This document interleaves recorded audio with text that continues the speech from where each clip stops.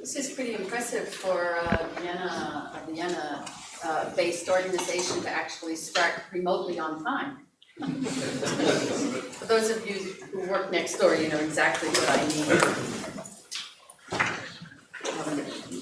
Before we go live, I just want to say, as people come in, we'll try to get them to come over here. There are free seats, and if you see somebody looking for a chair, give them a wave and come and sit down. So, well, this is a really great day for the Vienna Center for Disarmament and Non-Proliferation. We are extremely pleased and honored to have Professor Scott Sagan, a highly acclaimed professor of political science at Stanford University, for which I'm sorry, as a UC Berkeley graduate, I can't help but say that. We are especially pleased today to be able to live stream this event.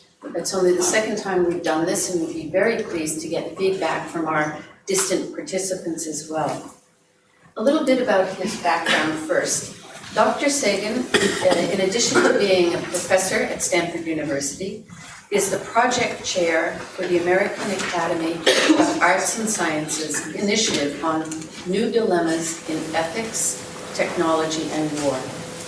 Before joining the Stanford faculty, Scott was a lecturer at Harvard University, and prior to that, he served as a special assistant to the director of the Organization of the Joint Chiefs of Staff in the Pentagon, and as a consultant to the Office of the Secretary of Defense and at Sandia and Los Alamos National Laboratories.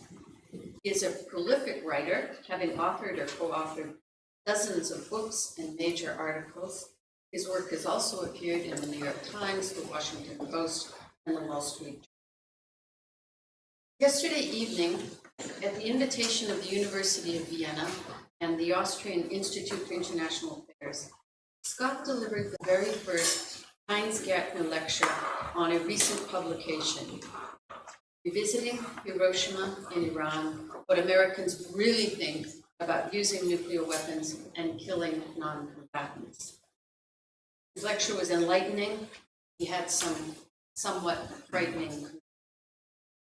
Today we are honored to have with us the gentleman after whom the lecture is named, Heinz Gärtner, who is a distinguished professor at the University of Department of the lecture was named in honor.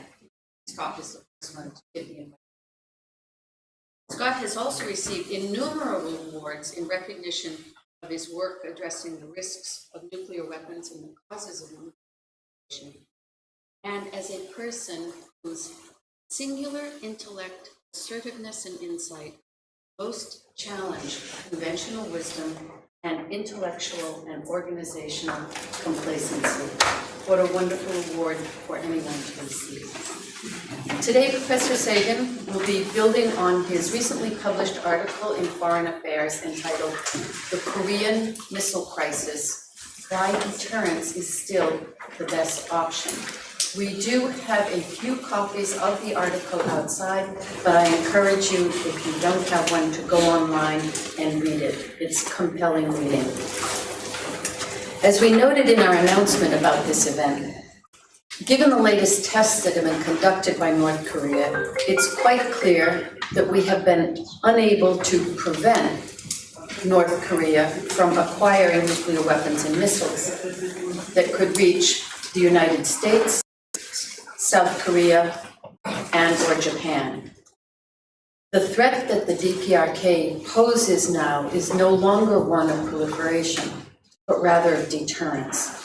Today, Scott will look at lessons learned from the Cold War and talk about the applicability of the North Korea case today, while at the same time highlighting the differences between the Cuban Missile Crisis in the 1960s and the Korean Missile Crisis in which we find ourselves today. Hopefully, he will also suggest possible strategies to decrease tensions and avoid nuclear war, whether intentional or inadvertent. Scott, the floor is yours.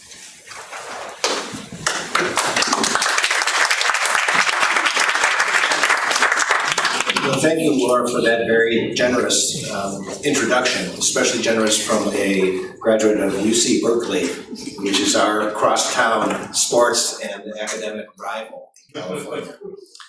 I'm very pleased to be at the VCDNP, not only because of the great research that you do, but as you can see today, this institution has enormous both training and convening power, and I think it's a very important, relatively new player in the scene of nuclear non-proliferation and disarmament efforts. As you noted, I'll be talking today off of a recent foreign affairs piece, which I wrote to be very candid because I'm deeply worried about the state of our relations and what's going on with the United States and with North Korea today. This is a very difficult thing for an administration to do, but I think it is high time that the administration acknowledges that our efforts to stop North Korea from becoming a nuclear weapon state have failed, and that we must accept that it is a nuclear, albeit an illegal nuclear state, and to think more creatively and more deeply about what it will require to deter North Korea. So my overall message has one piece of good news and a number of pieces of bad news. First piece of good news is that we've been here before. In the late 1940s, the Truman administration tried to think about whether it could launch a preventive war against the Soviet Union before the Soviet Union got full-scale nuclear arsenal. And in National Security Council document NSC 68, the administration decided that no, launch a preventive war would fail because they would still be able to conquer, the Soviets would still be able to conquer Western Europe. We would have to fight World War II over again, and the cost would be too deadly. That issue of preventive war was then restarted in the Eisenhower administration with another series of studies, and indeed, as late as 1954, in a top secret memorandum, the Chief of Staff of the U.S. Air Force said that we should consider a preventive war because otherwise we would, and I quote here, we would have to base our survival on the whims of a band of proven barbarians. Yet President Eisenhower prudently, wisely said no to preventive war and reluctantly accepted deterrence and arms control as the best way of coping with this existential threat. In the 1960s, the Kennedy administration did the same thing. They feared that Mao was crazy and could not be deterred and went secretly to Moscow, had envoys asking the Soviets whether they would help us with targeting and a joint attack against the fledgling Chinese nuclear program. The Soviets said, "Niet, no way."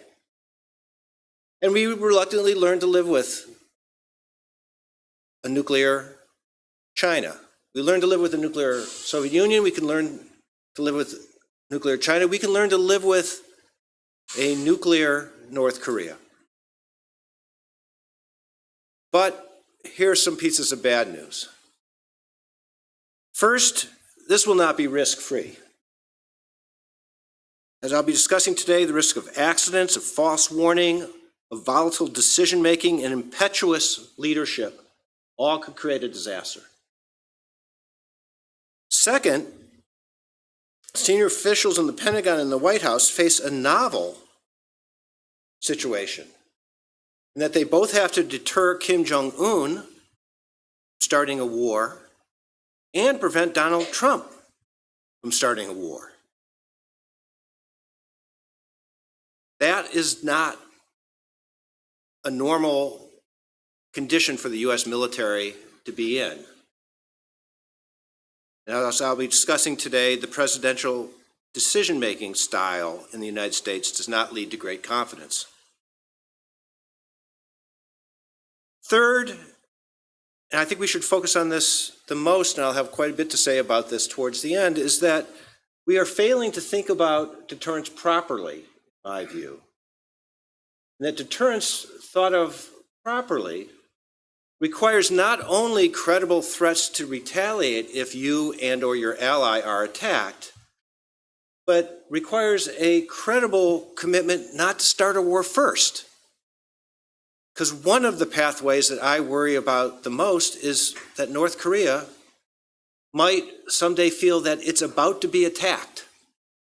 And if they think an attack is imminent and unavoidable, they have rational incentives to preempt, given the size of their arsenal and their at least potential hope that they could limit damage or stop an American invasion.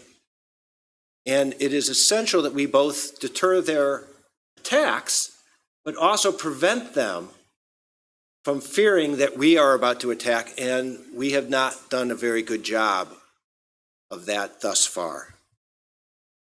So let me jump right in, as Laura Rockwood suggested, by making some comparisons between the Cuban Missile Crisis and the Korean Missile Crisis that we are in today.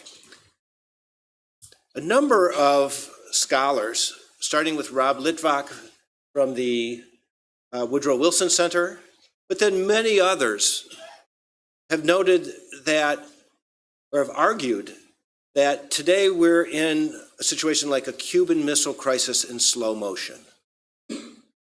This crisis is not like the Cuban Missile Crisis, it's worse in a number of ways. First, in 1962, Fidel Castro did not have nuclear weapons. We know that he was ill-informed, pugnacious. At the end of the crisis, he wrote directly to Nikita Khrushchev advocating a nuclear strike on the United States immediately to, and I quote from the letter, to eliminate such danger forever through an act of a clear, legitimate defense, however harsh and terrible a solution would be. And that letter led Nikita Khrushchev to say, "This is insane. Fidel wants to drag us into the grave with him." Now, Castro may have had itchy fingers, but he didn't have a nuclear button to press. Today, Kim Jong-un has nuclear weapons. By US intelligence estimates, could be up to 60, could be slightly more, slightly less. My colleague Sig Hecker has done calculations based on his understanding of the uranium enrichment program and plutonium reprocessing program, and suggested it's somewhere in that range. But no one knows for sure. But we do know that they've tested weapons and they've tested missiles. To me, that's the first big difference. Second, however, we have today, I think, a different situation. Fidel Castro was one volatile, impetuous leader, but Nikita Khrushchev and John Kennedy were much more calm, were prudent. And Kennedy, in particular, I think deserves enormous credit for carefully managing military operations and diplomatic threats during the Cuban Missile Crisis. And Nikita Khrushchev, we should remember, deserves enormous credit for backing down when he did, for agreeing to remove the missiles in exchange for some secret promises on the US side to remove Jupiter missiles from Turkey. But we told Khrushchev that threat that promise would be kept unless he made it public. And if he ever made it public that we were pulling out missiles out of Turkey as part of a deal, the deal's off. And Nikita Khrushchev prudently kept that side of the deal. We only found out about that bargain many years later. Today, we don't have just one volatile autocratic leader. We have two, Kim Jong-un and Donald J. Trump. Both are rational, by judgment, and both are ruthless. And we should not mistake the ruthlessness of Kim Jong-un for irrationality. Yes, he kills opponents. Yes, he murders his half-brother. Yes, he does not seem to care very much about the masses of his people. But there have been lots of dictators like that in history. But even a ruthless dictator cares about staying in power, and deterrence can apply. I think Donald Trump is rational and ruthless, but I think he, like Kim Jong-un, are prone to lash out impulsively at perceived enemies, engage in reckless rhetoric, and in one-upmanship in terms of making threats. As I'll point out, those threats have consequences, even with rational leaders.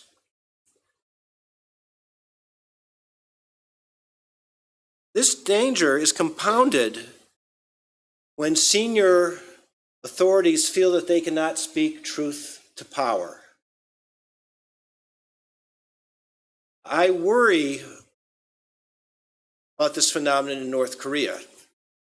Do Kim Jong-un's diplomats and military tell him the truth about their arsenal? Or do they exaggerate its potency the way Saddam Hussein's generals did to Saddam?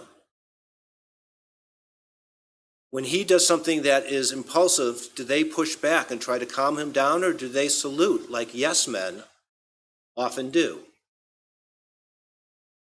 I think in the United States, we have similar problems. I give enormous credit to members of the administration who have pushed back against the president on occasion.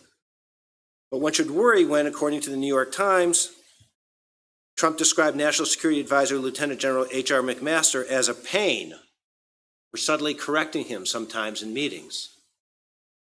And for those political scientists who study authoritarian decision-making and the phenomenon of yes men, I think you should be alarmed when at the first public display of an American cabinet meeting, so many cabinet officials, instead of talking about the challenges they faced, simply stroked the president's ego by saying how honored they were to work the president, and he gobbled it up. It is essential, if we are to avoid a war, that those inside continue, as I will mention in a moment, particularly inside the military, to speak truth to power and to constrain an American president. So here you see decisions being made. See the president making decisions about how to respond in the special room in Mar-a-Lago, the North Korean tests, and you see Kim Jong-un receiving briefings from his military about targeting policy. I am concerned that both leaders seem to lash out when they are threatened. And rather than calming down the situation, have made it escalate. Back in the Cuban Missile Crisis, it was the military that was advocating a first strike against Cuba. The Joint Chiefs of Staff unanimously recommended an invasion and an airstrike. And President Kennedy had to say, no, let's try diplomacy first. Today, it's the opposite.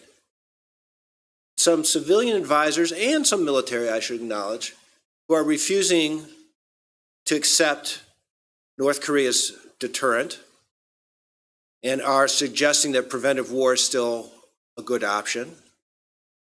It's civilians who are doing that, and it's the military who needs to push back, a very different condition. than we had. And here I must say that sometimes the president really has gone much further than previous presidents. Non-threatening retaliation, that's what deterrence is all about. But in ad-libbing other kinds of attacks. North Korea, the president said in the summer, best not make any more threats to the United States. They will be met with fire and fury like the world has never seen. Ambassador Nikki Haley, Secretary of State Rex Tillerson, Vice President Pence have all repeatedly said all options are on the table. And when you're in North Korea, how does that look? That's not saying we're going to respond with force if you attack. We're saying all options are on the table. It becomes the mantra that many people think is a euphemism for a preventive war, including a preventive nuclear first strike. In September, Trump belittled Kim Jong-un, calling him Little Rocket Man, and threatening not to attack and destroy the regime if they attack, but rather to, quote, totally destroy North Korea. In my judgment, a reckless and dangerous threat. In a speech in Seoul earlier this month, Trump was a bit better. On the one hand, he underlined the deterrent threat of retaliation. Remember, that's what deterrence is about, retaliating. Today, I hope I speak not only for our countries, but for all civilized nations when I say to the North, do not underestimate us. We will defend our common security, our prosperity, and our sacred liberty. We will not permit our allies to be blackmailed or attacked. Well, so far, so good. But then he went on and hinted at preventive war again, saying, we will not allow American cities to be threatened with destruction. The world cannot tolerate this menace of a rogue regime that threatens with nuclear devastation. Kim Jong-un not to be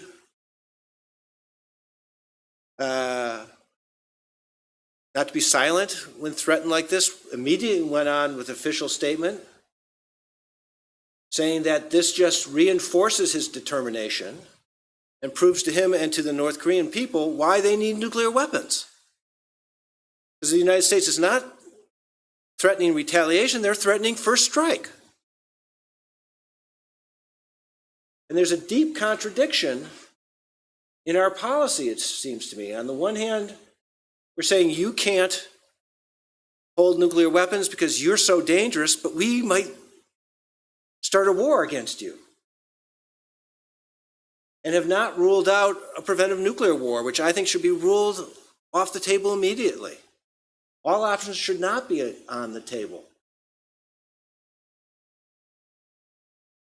Moreover, it's contradictory because we claim on the one hand that we would like to have, the United States states that would like to have a negotiation eventually to have the elimination of nuclear weapons from the Korean Peninsula, a laudable goal.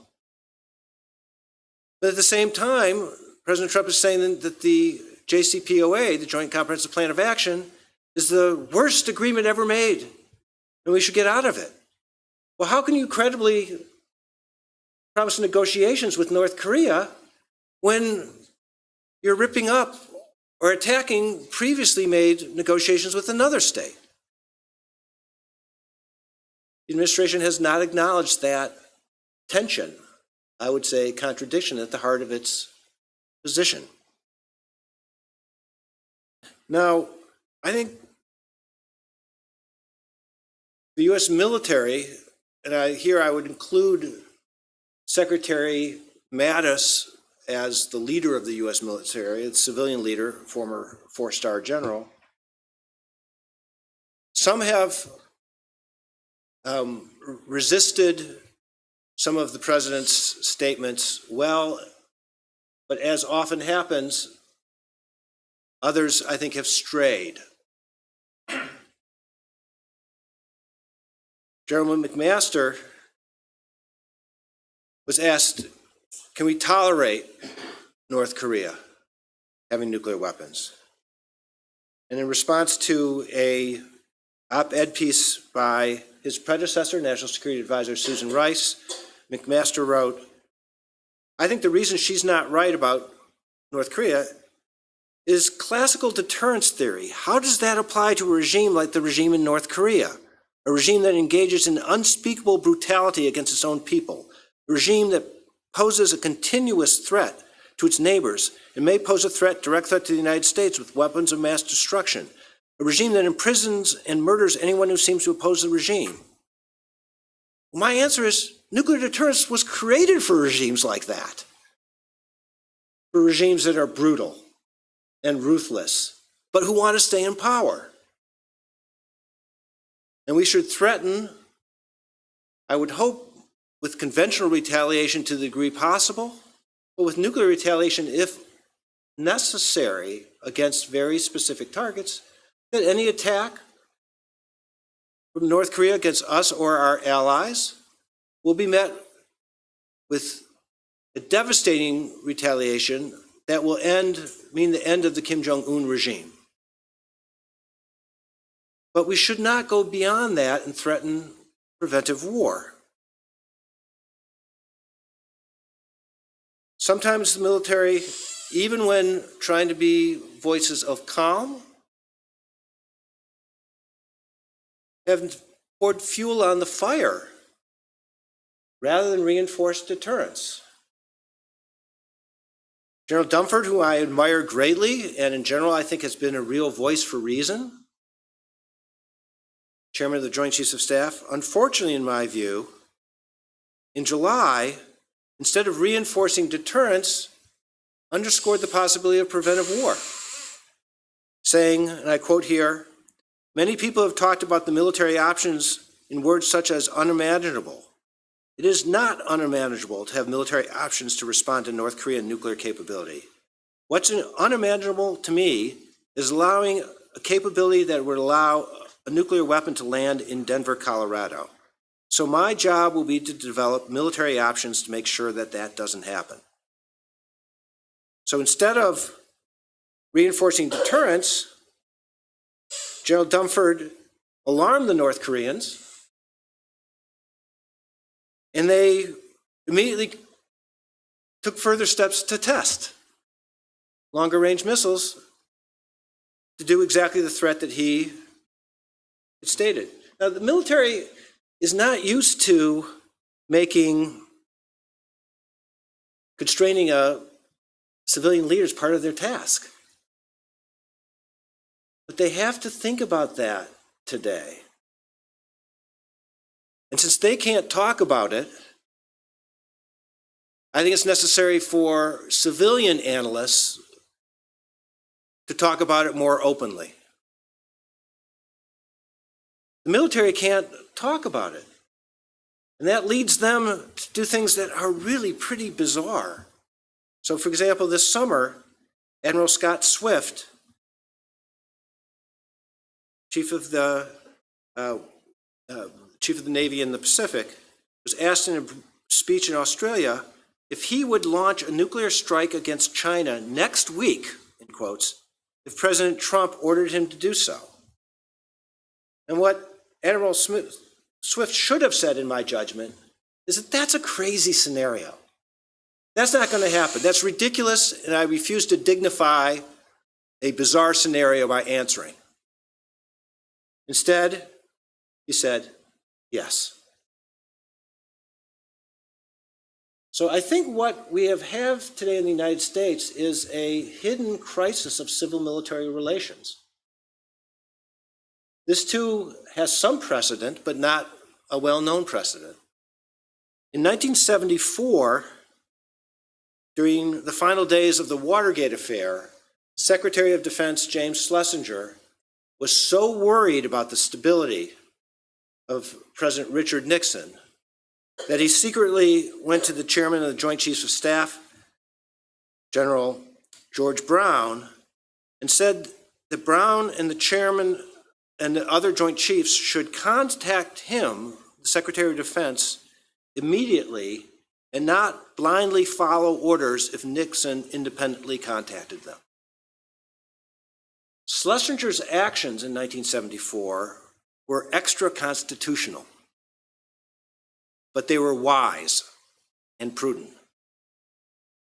And I believe that we are in that state of crisis every day today. The military can't talk about it, so I will. The senior leadership in the Pentagon must be prepared to ignore belligerent tweets, should push back against imprudent presidential policies, and I am being very precise in my language here, should resist any orders that they believe reflect impetuous or irrational decision-making by the president. There are recent Senate hearings about saying, should we change the nature of our nuclear command and control system so the president can't give the sole authority? There is a law, a potential law that has been circulated that only has 10 or 11 Senate sponsors saying that the Congress should be involved in any first use of nuclear weapons. I don't think that's going to pass. I think a better solution would be to include the Secretary of Defense to ensure that any first strike orders are valid, and the Attorney General to make sure that any first strike orders are legal. But even that would require a change of the law. What does not require any change of the law is what I just suggested, that the military should resist any orders that they believe are impetuous or irrationally made in the process of making the decision. And that's because the military is, by their sworn duty, they have to follow legal presidential orders, and they have to protect the Constitution. The Constitution includes the 25th Amendment, which says if there is evidence that the president is impaired, there should be an emergency meeting of the cabinet to decide whether the vice president should take over the power and responsibilities of the president. Now, the military has no role in that cabinet meeting, but they do have, because of their sworn allegiance to protect the Constitution, they have not only a right, but I believe a duty, if they believe that decisions are being made that are irrational or impetuous, to inform Secretary Mattis and request that he call for an emergency meeting of the cabinet to slow down the process and to make others be involved. In peacetime, it is important for the military to come up with options. Thinking the unthinkable is their job. But it is also crucial that they speak truth to power and to acknowledge when there are no good military options. And I think there are some signs of this today. I admire Secretary Mattis for continuously stating that if there is a conventional conflict on the Korean Peninsula, we will win, but it will be the most devastating war since the Second World War.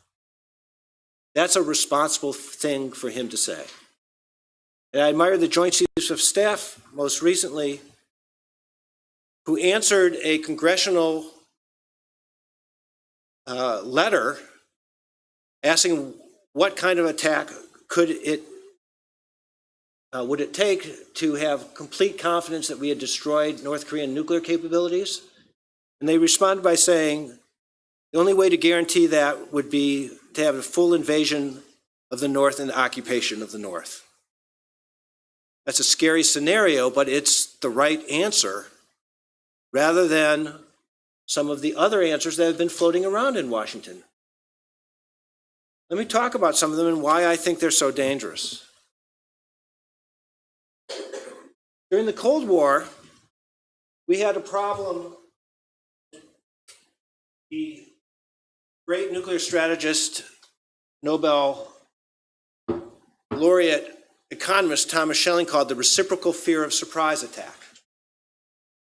The idea that even if you had relatively stable deterrence, if you thought the other side was about to attack you and surprise you, it might be in your interest to preempt. You think war is imminent and unavoidable. Today we have a three-way reciprocal fear of surprise attack problem. The United States holds open the option to preempt if we think North Korea is about to launch. The North Koreans, in response, have said that they have a right to launch. And I think you have seen in some of the maps that have been displayed on in the background of Kim Jong-un's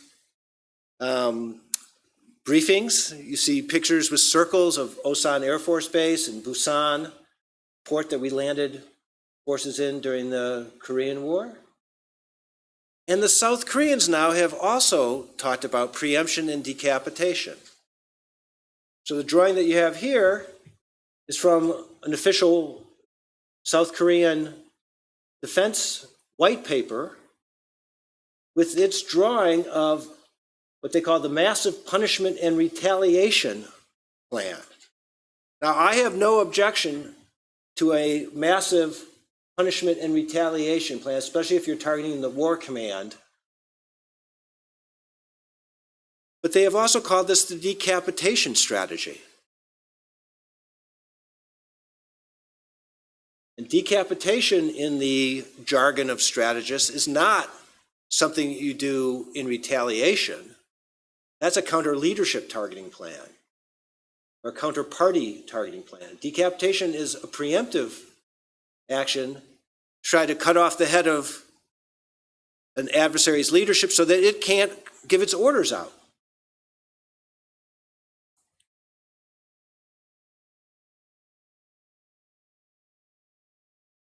This is a picture of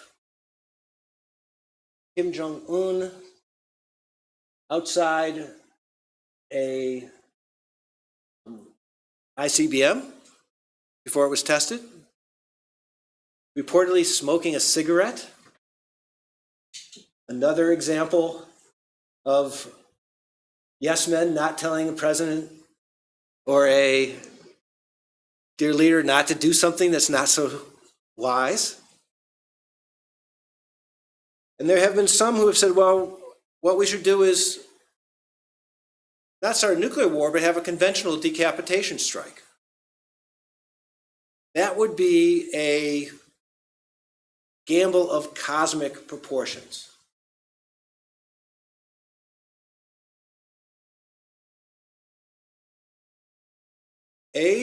Our history of decapitation attempts should not lead one to be confident. We tried to kill Muammar Gaddafi during the Reagan administration and failed, killing his daughter, but not Gaddafi.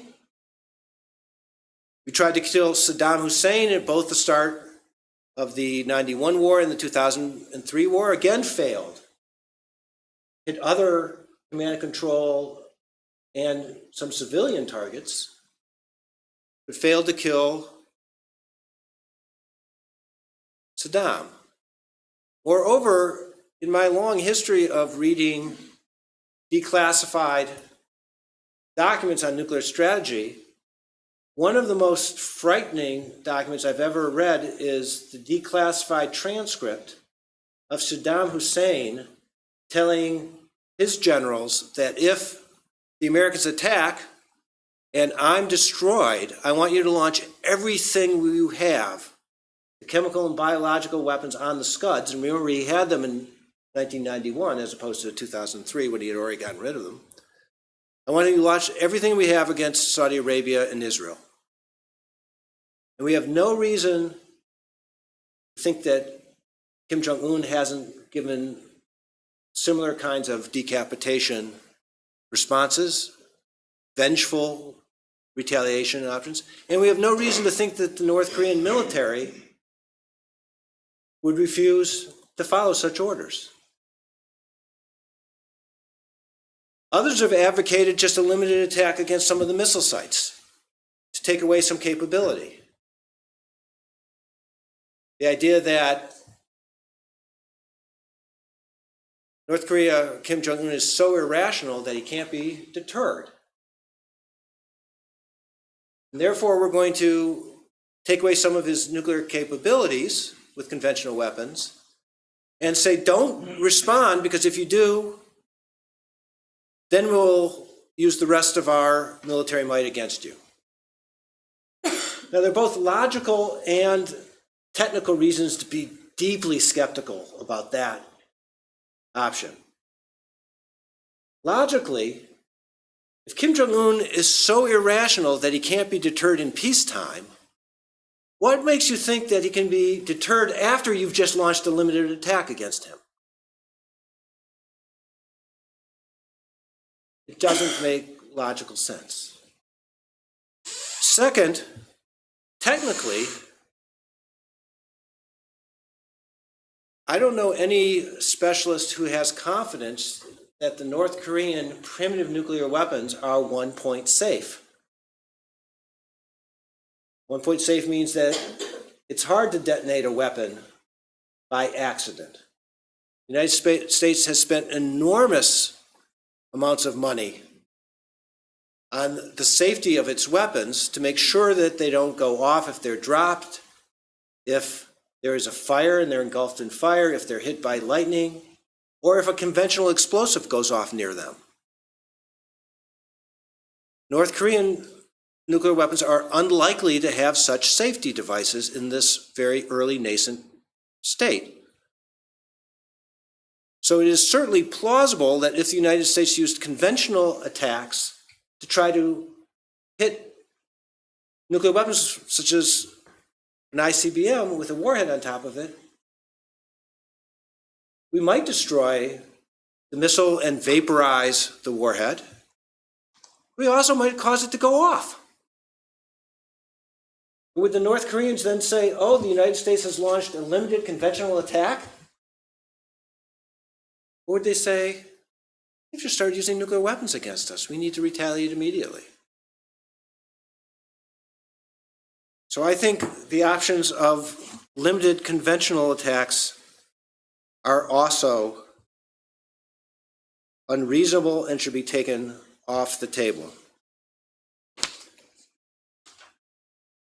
Then let's think about what could go wrong because of the preemptive doctrines. What if there's an accidental fly-in or shoot-down of a warplane?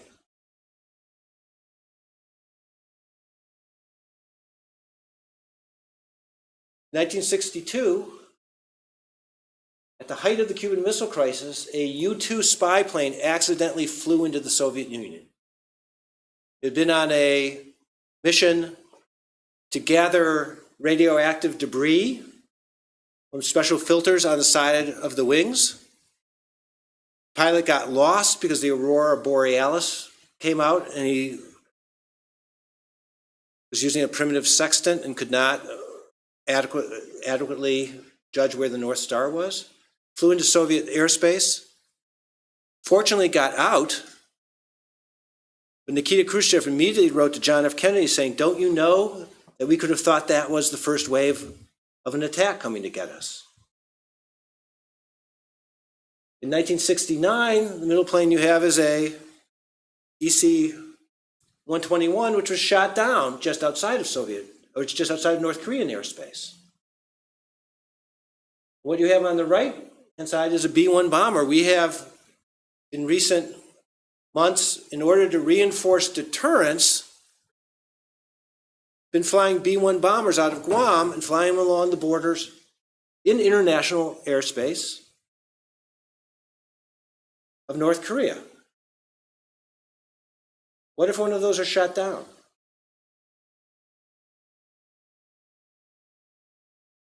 Because of a command or because of a misperception about where it is?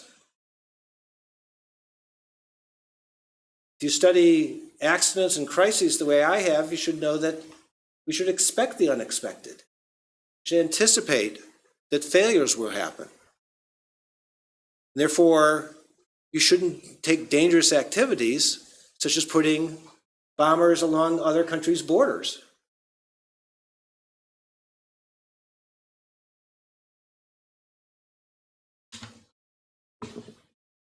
Now, this is something that is new and very different from the past. What if the U.S. military, we have 28,000 troops in South Korea, what if they got an emergency evacuation order that all non-essential non-combatants should leave the country immediately? Would that be seen by North Korea as a defensive measure because we're worried about them? Or would it be seen as a preparation for the United States starting a war and getting our civilians out of the way, out of harm's way? I don't know, but what I do know is that in September this year, on the 21st of September, there were multiple reports sent via social media to U.S. military personnel telling them that the evacuation of civilian non-essential personnel had started. And then immediately, as you see here, they received another message saying the U.S. did not issue that real-world non-combatant evacuation operational order. It's a false message delivered by SMS messages and Facebook. We do not know, at least Pentagon study of who sent this is not clear. Was this the Russians? Was this the North Koreans? Was this a private individual or some other kind of hacker? We don't know.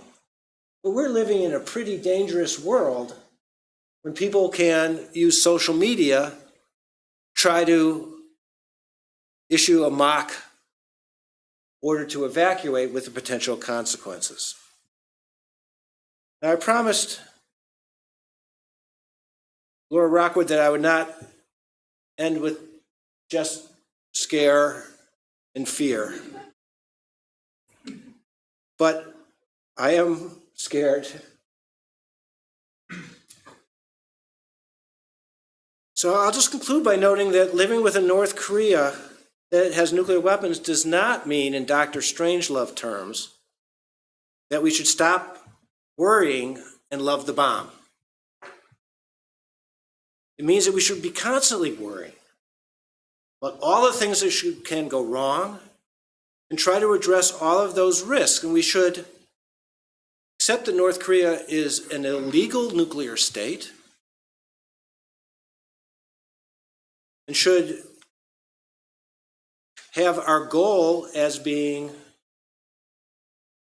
to have a nuclear-free North Korea.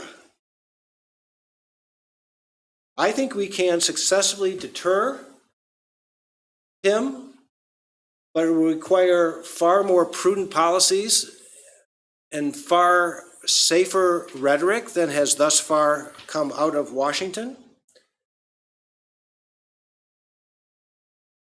That other American leaders should join Secretary Tillerson and Secretary Mattis in declaring that we do not seek the overthrow of the Kim regime unless he begins a war. The U.S. should continue its extended nuclear guarantees to South Korea and Japan to reduce the incentives for them to acquire their own arsenal. And I believe that the United States should and is likely to continue to enforce sanctions on North Korea, even though I don't think that they will work in terms of getting North Korea to give up its nuclear weapons. Both because we've done enough to convince North Korea that it needs nuclear weapons, and because the Chinese and the Russians will go along with some sanctions, but not go as far as the United States would like, because they would rather have North Korea with nuclear weapons than to have a North Korean regime collapse and have the refugee problems and the chaos that would ensue. Still, we should continue sanctions, and I think we are likely to, as an international community, not just as an American regime, because of the NPT. We do not want, for the sake of future deterrence, future non-proliferation, to have the most recent case of illegal nuclear weapons proliferation, to have the North Korean regime get away with that without having severe sanctions. But there is one hidden consequence to that it increases North Korean desire and I think incentive to engage in nuclear smuggling. We know that they've already smuggled materials and technology to Syria and to Libya. And we should anticipate that if sanctions bite, it will have this other kind of consequence. So along with nuclear deterrence, we should have nuclear proliferation security initiative and anti-smuggling techniques beefed up in the international community. An important point to make here next to the IAEA. And I'll finally conclude on one personal note is the subtitle of this article, Why Deterrence is Still the Best Option, was very hard for me to swallow. So those of you who know my academic work know that I've not been a person who has followed the siren song of nuclear deterrence. And I've thought that it creates its own instabilities. But if you compare the risks of at least temporarily living with nuclear deterrence with North Korea compared to the risks of trying to engage in a preventive strike, I'll take nuclear deterrence any day. Thank you. I look forward to your comments.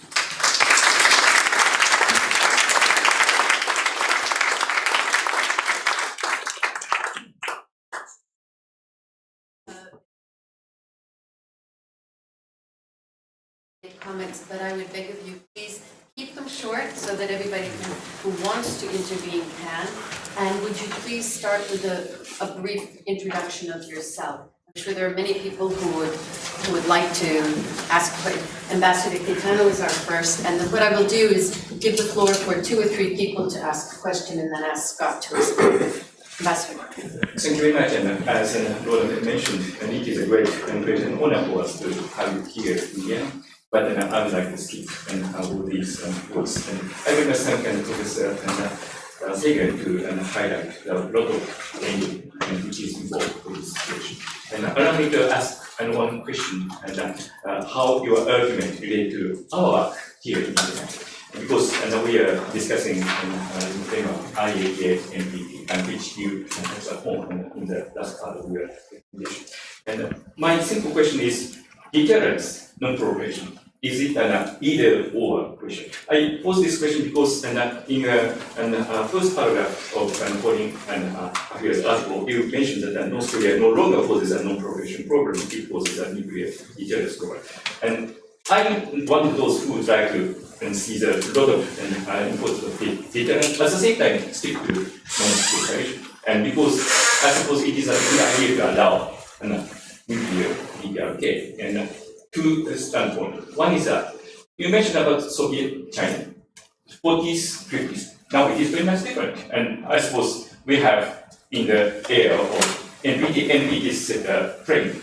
So we have to think about. The other is that you mentioned about Iran, how to deal with the JCPOA would influence the DPRK. But vice versa, how we deal with DPRK and to other nuclear issues, including Iran issues. So we don't want to see the situation that how to handle DPRK would provide a precedent. So I very much would like to see you elaborate how to face this issue in the non-proliferation context. Thank you. Thank you, Ambassador. Anybody else would like to take the floor? All right, we'll give you some time to think about your questions, Scott. Let me try to elaborate. And first off, I want to acknowledge that Ambassador Kitano is not just a seasoned diplomat, he's a Stanford parent as well. So I have to be careful here because his daughter is a Stanford undergraduate. As I tried to point out at the end of this, I think that there's a lot that we could do on the non-proliferation side. First off, I think that extended deterrence is part of a non-proliferation policy. States like yours and the South Koreans have U.S. troops on your soil and have a promise that we would defend you. I personally believe that there are relatively few targets in North Korea that we would require a nuclear weapon to destroy. There may be some, but that our retaliation should largely be, even in response to a North Korean strike, should be conventional in nature primarily, with only nuclear weapons used as last resort against targets that could not reasonably be attacked with conventional forces. And I think, therefore, beefing up our conventional capabilities is both useful for defensive purposes and as part of a non-proliferation policy, because it would discourage other countries from feeling like they require nuclear weapons as well. There have been some who have advocated that the United States should reintroduce tactical or lower yield nuclear weapons into South Korea. I think that would be foolhardy, because that just creates extra targets for North Korea. They know where our bases are. They know where our aircraft would be. What would make sense, however, in my view, would be to keep some nuclear forces and many conventional forces on ground runway alert in Guam, and to have U.S. submarines, as we did in 1962 and 3. I mentioned that in 62, we pulled out the Jupiter missiles as part of the deal in Cuba. What's not well known is that we took a U.S. submarine and sent it to a Turkish port to tell the Turks that the targets that we used to have our Jupiters aimed at, now we're using our submarines for those to cover those targets. And then had it quickly, after this unannounced visit, go out. I could see that as a potential thing to do every now and then in South Korea, to remind the South Koreans and the North Koreans that there are submarines that defend and provide deterrent strength. But ultimately, the Non-Proliferation Treaty is not just about extended deterrence. It's about trying to have credible movement towards nuclear disarmament. And Article 6 does not state that you have to get rid of nuclear weapons by any said date. It does say that you need to work in good faith towards the eventual elimination of nuclear weapons. And I think the United States has not always, I should acknowledge, in my view, has not always worked in good faith. And we need to return to that spirit that I think President Obama had in the Prague speech, saying this is not going to be easy, but we're going to do what we can to try to reduce the role of nuclear weapons in our deterrence policy. And that, I think, should be where we should continue pushing as a long-term disarmament commitment under the NPT. I have some. Recently, we've heard about meetings between Lee Do-hoon, who's the special representative of South Korea, and Joseph Yun, the American lead discussant, if not negotiator. Where do you think these discussions are going? I assume you believe they should continue. Where do you think they're likely to come out? And the second question I have deals with their missile testing. They seem to be on a busman's holiday right now. Are they waiting for the Olympics? What do you see? Is it just because it's winter time? Yeah. The answer to both of those questions is I don't know, but let me try to speculate.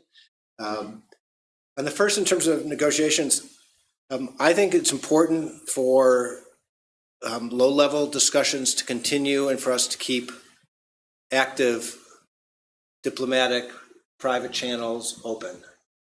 And that's what Secretary Tillerson was referring to when he said in Seoul earlier that yes, we do try to keep open lines of communication. And President Trump immediately tweeted, "Don't waste your time, Rex." Now that's an example of what I said before when I said it about the military, but I think it's true about Secretary Tillerson as well, that's that he needs to ignore belligerent, blustery tweets. Presidential tweets are expressions of a president's 4 a.m. instincts, not well-developed policies and orders. So I believe that Tillerson was right to maintain those contacts, and I am slightly reassured that there's no sign that those contacts have been completely diminished. Where they will go to, I don't know. You have, as always is the case, the initial positions are most extreme. That is, we have our goal as the opening gambit. Like, we'll talk to you once you do agree to get rid of all nuclear weapons. And they have as their occasional statement that we will speak to you if you sign a peace treaty. Those should be our goals in the end game, not the initial, but that's what you can see is a very common practice. I don't know about the testing question. This could be a technical issue. Could be that some of our widely reported cyber operations have been successful, and that they're concerned about potential failures again. So I don't know, but I think it would be, it would not be cautious to rely upon this holiday from testing to be any kind of permanent deal. The North Koreans may still be assessing where they are in their program, and I think we should anticipate future missile tests and future nuclear tests.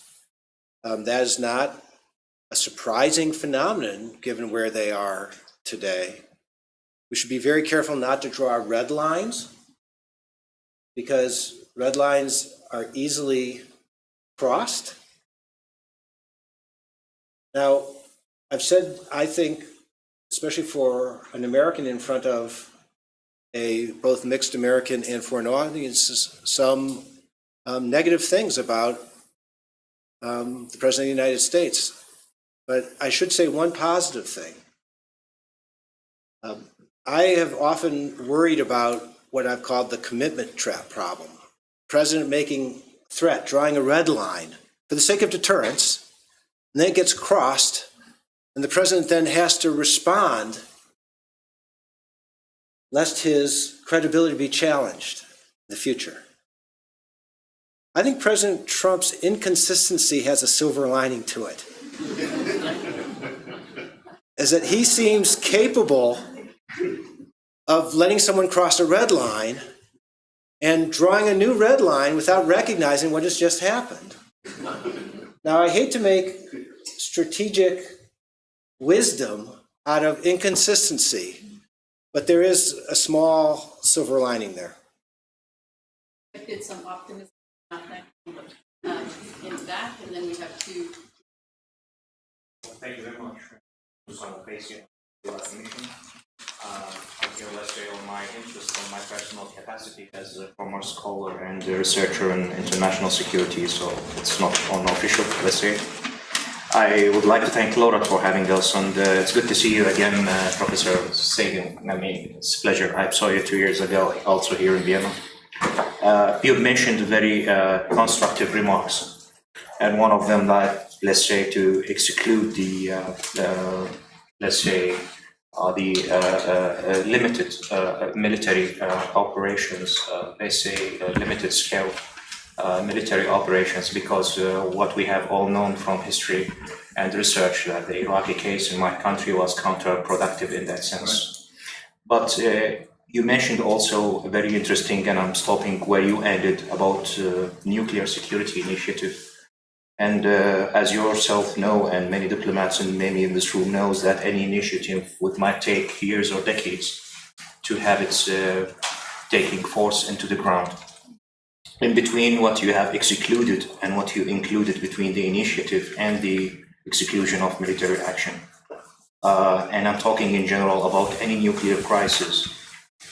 Where would you find, or to put, let's say, a speedy, what would be the speedy, let's say, fixation for such crisis, for a nuclear crisis?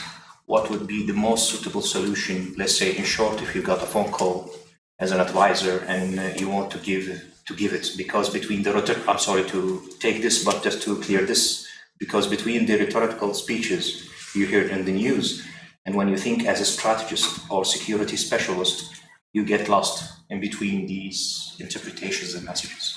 Thank you very much. Give the floor to our friend at the table, and then after you can go on and My name is Bayat. I'm a physicist and analyzing nuclear issues.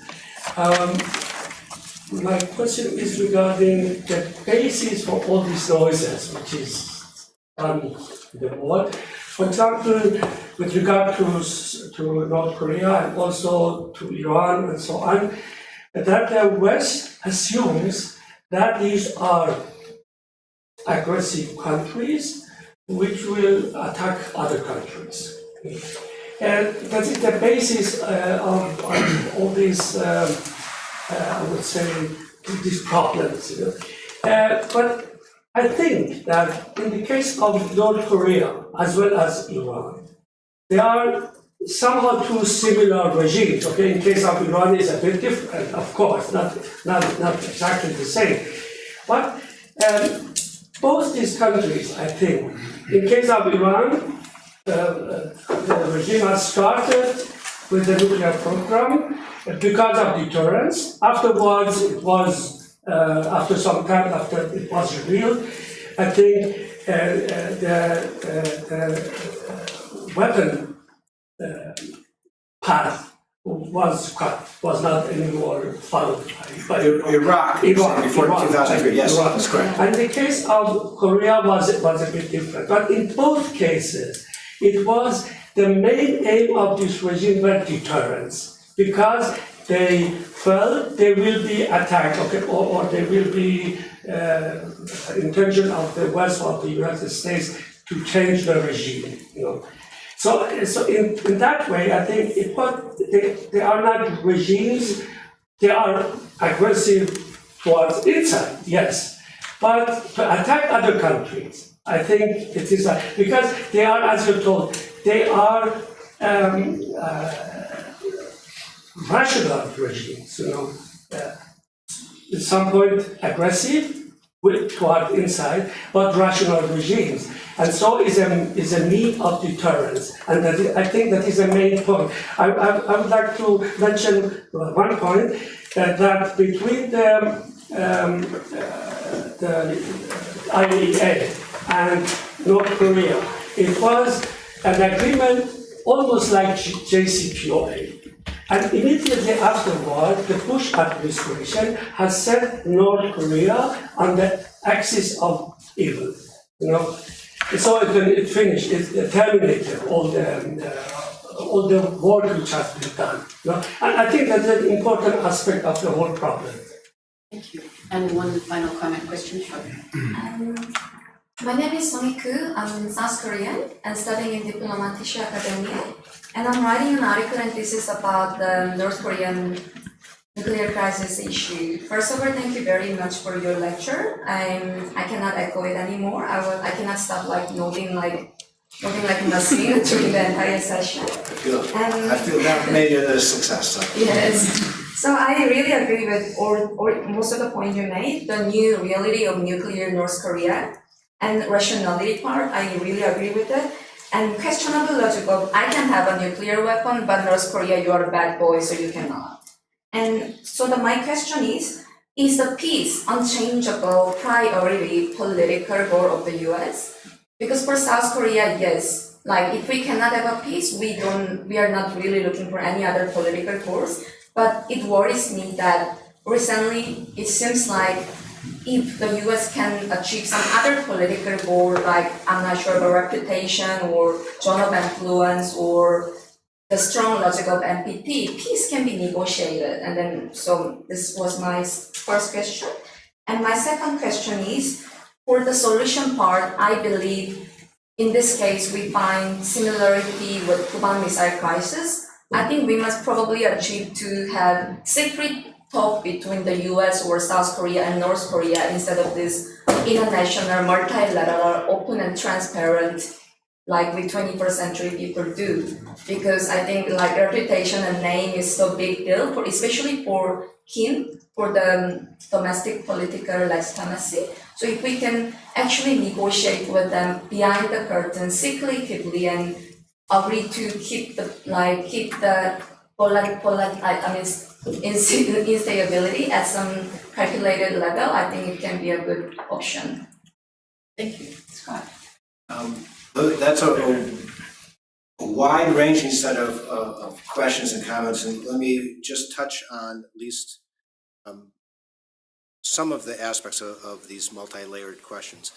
One, in terms of what I advise, I've written an article with one of Rockwood's Monterey Institute colleagues, Jeffrey Lewis, called the Nuclear Necessity Principle, Daedalus last year, that said that the United States should not just have the principles of distinction and proportionality as part of its war planning, but should have the principle of necessity, that we should never target nuclear weapons against any target that could be destroyed with reasonable probability of success by conventional weapons.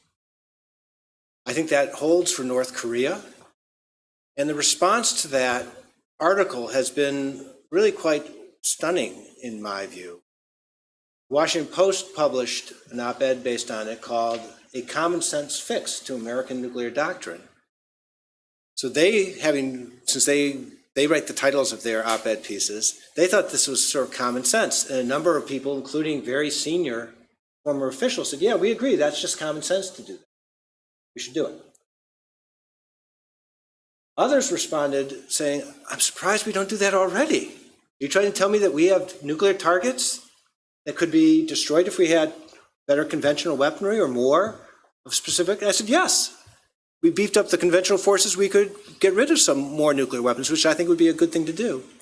And yet some other people said that would be a really bad thing to do. I said, why? And a former senior military officer said, because that would reduce collateral damage. I said, yeah, that's the point. That's why you would do it. He said, no, if you reduce collateral damage, you will weaken deterrence. And I said, if you're using collateral damage for the sake of deterrence, it's not collateral damage anymore. You may call it collateral damage, but you're using it for military purposes.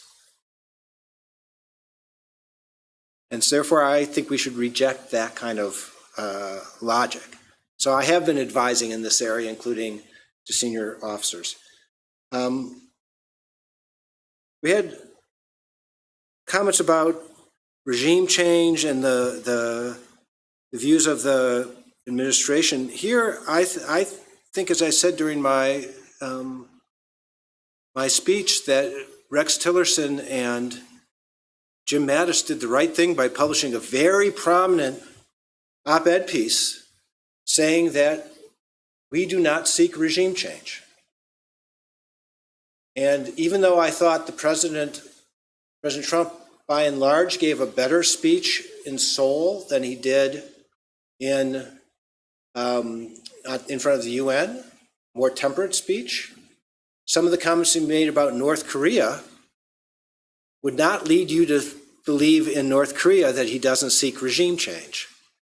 So I think that the United States should say that we want governments that are less democratic to encourage democracy as its people wish,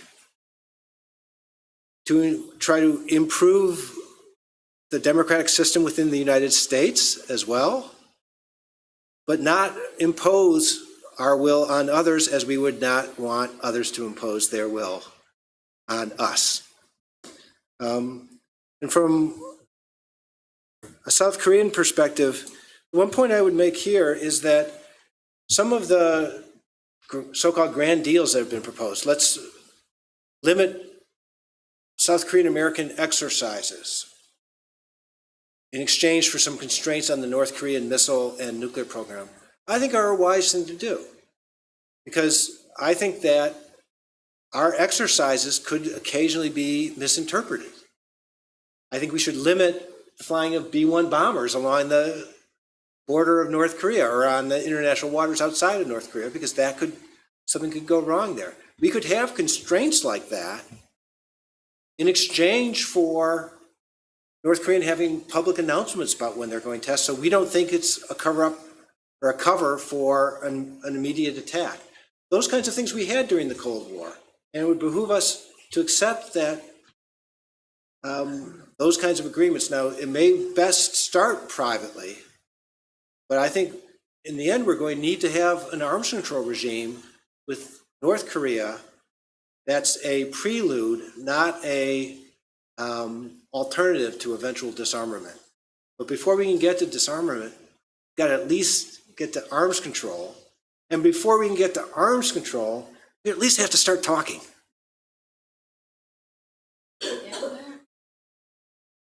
Outfar, I see those three.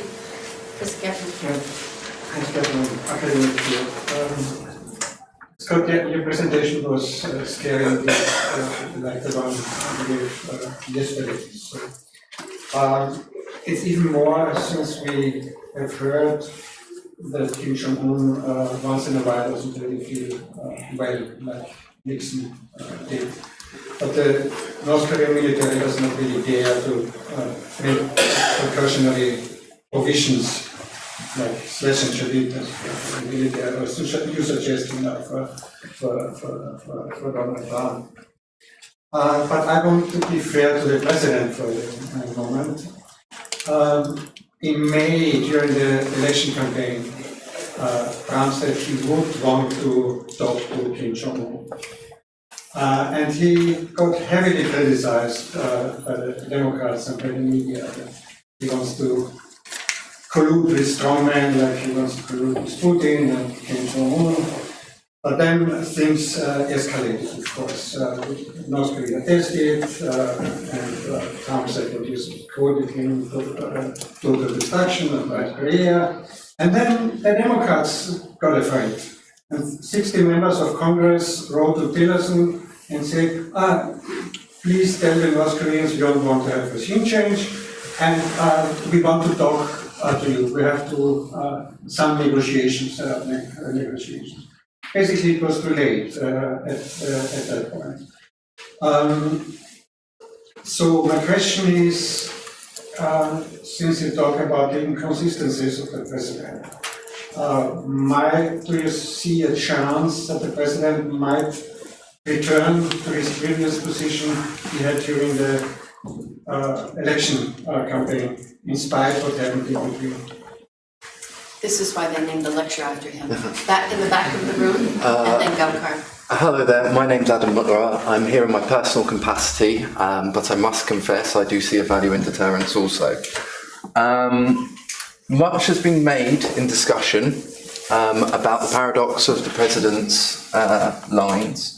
He talks, as you said, in bluster, in belligerence. He talks strong language, he talks in strong rhetoric, and talks about all the options on the table.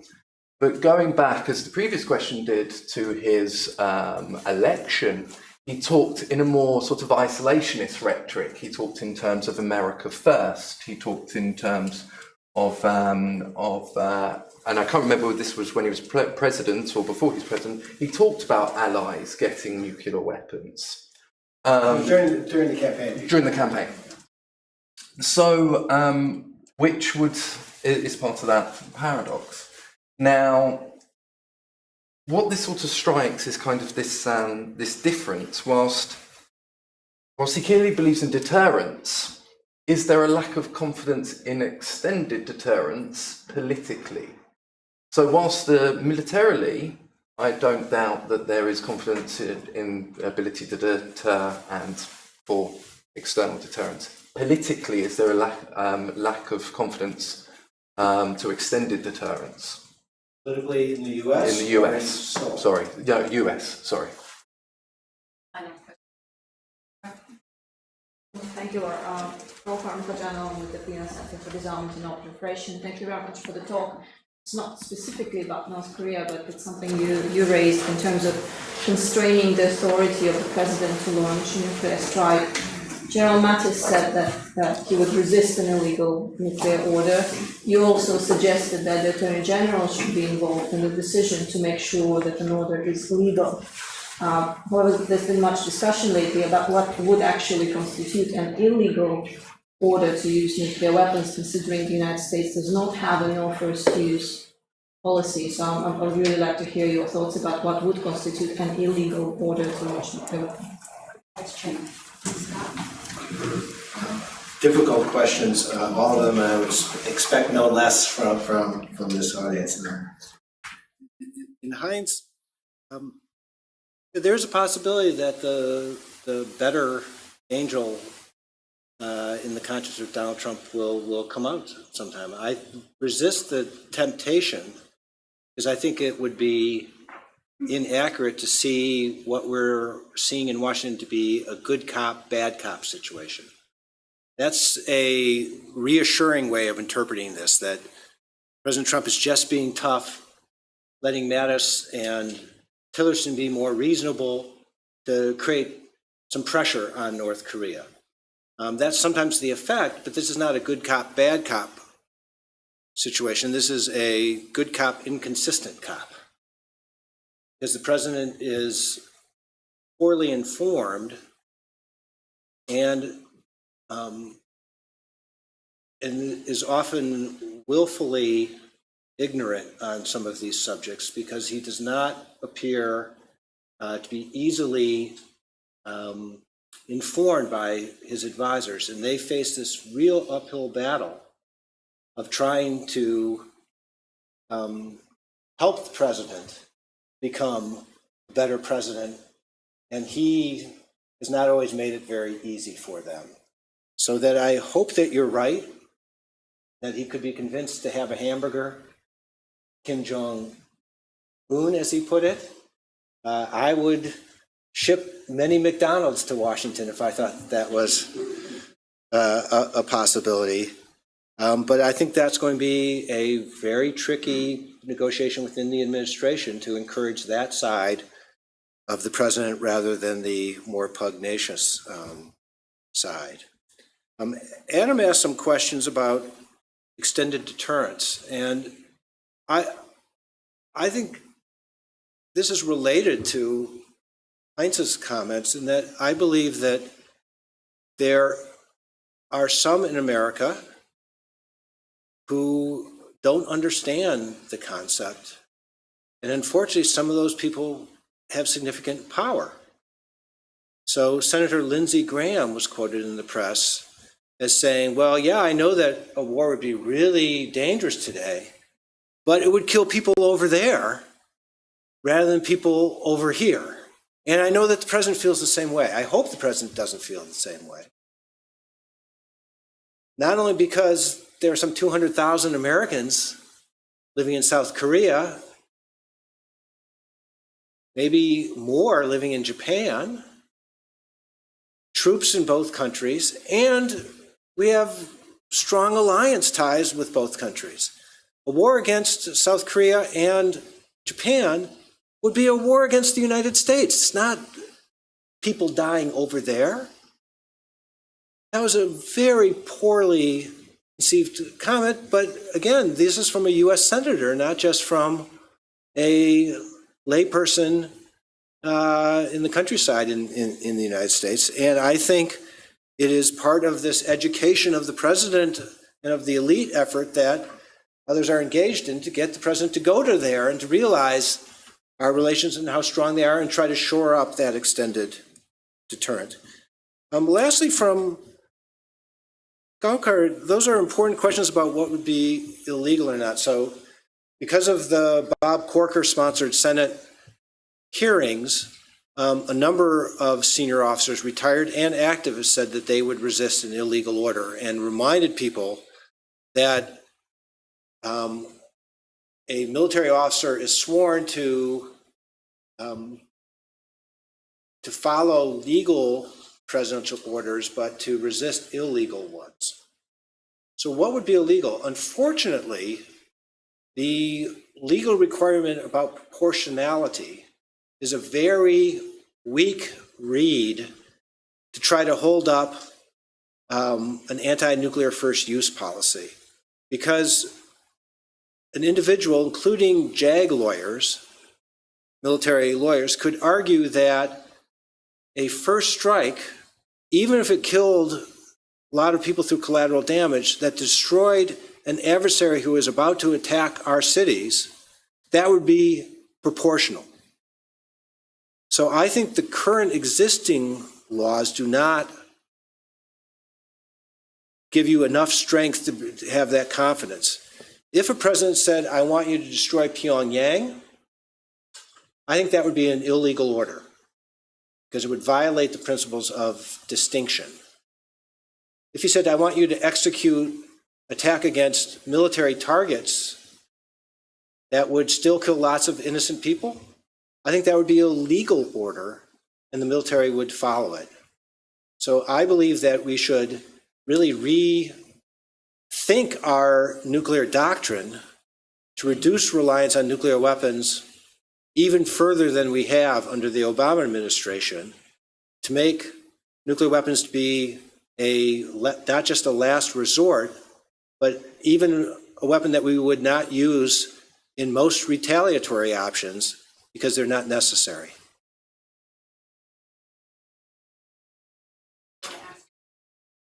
Thanking Scott for his lecture and taking these questions. I want to extend our gratitude to the Foreign Ministry of Austria, who helps us host these events, and in particular to Heinz Gärtner, the Austrian Institute for International Affairs, and the University of Vienna for getting Scott over here. Thank you very much. Thank you very, very much.